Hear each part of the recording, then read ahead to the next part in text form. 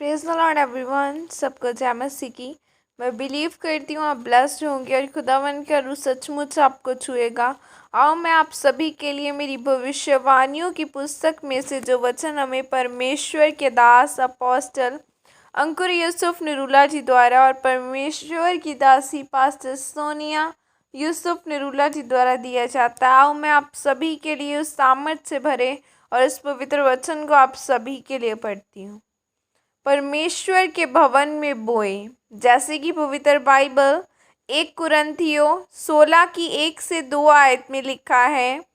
अब उस चंदे के विषय में जो पवित्र लोगों के लिए किया जाता है, जैसी आज्ञा मैंने गलातियों की कलीसिया को दी, वैसा ही तुम भी करो। सप्ताह के पहले दिन तुम में से हर एक अपनी आमदनी के अनुसार कुछ अपने पास रख छोड़ा करे कि मेरे आने पर चंदा न करना पड़े।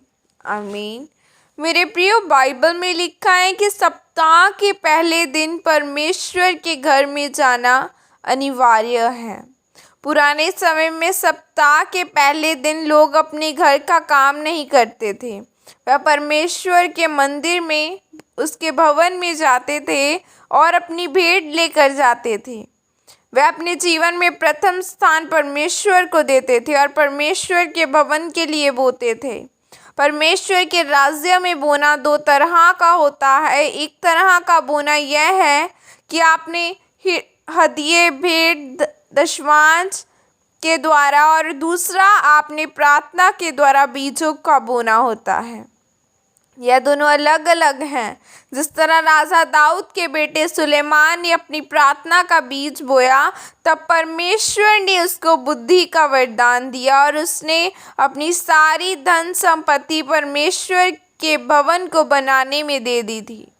मेरे प्रियो, नहमीया 10 की 37 में लिखा है कि और अपना पहला गूंदा हुआ आटा और उठाई हुई भेंटें और सब प्रकार के वृक्षों के फल और नया धाक, मधु और टटका तेल अपने परमेश्वर के भवन की कोठरियों में याजकों के पास और अपनी भूमि की उपज का दशमांश लेवियों के पास लाया करेंगे।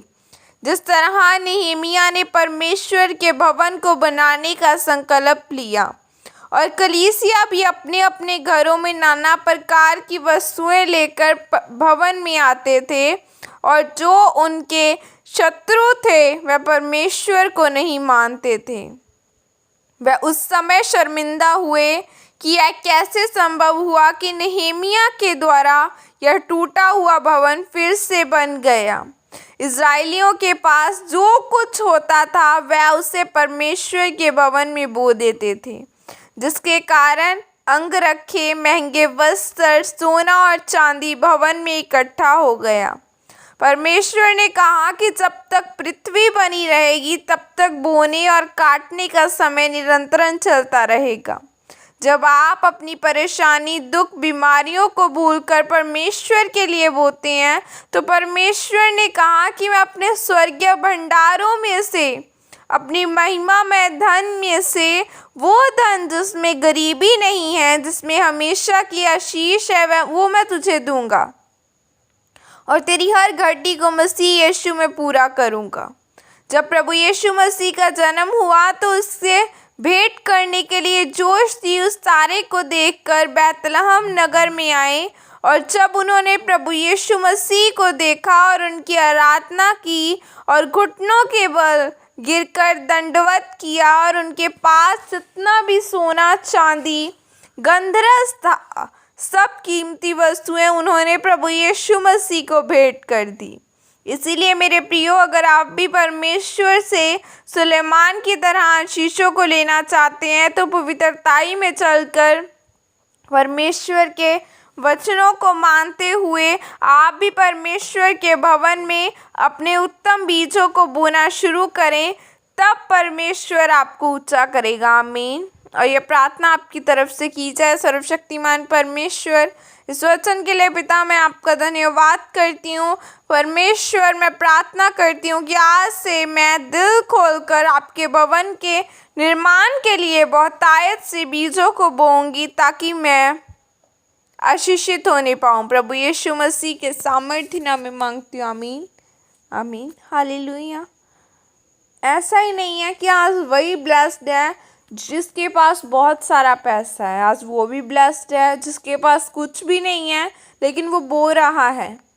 वो अपना दशमांश, अपना पूरा खुदावन के भवन में 10वां हिस्सा खुदावन को पूरी पवित्रताई के साथ दे रहा है। हालेलुया। आज वो ब्लेस्ड है, वो ब्लेस्ड है जो प्रार्थना में, जो एक व्यक्ति है कि उसके पास पैसा नहीं है लेकिन वो प्रार्थना कर सकता है, वो प्रार्थना में अपना समय खुदा को दे रहा है, वो प्रार्थना में बो रहा है, तो वो उससे भी ज़्यादा ब्लेस्ड है। खुदावन आपको ब्लेस करे। God bless you all. Praise the Lord. जय मसीह की।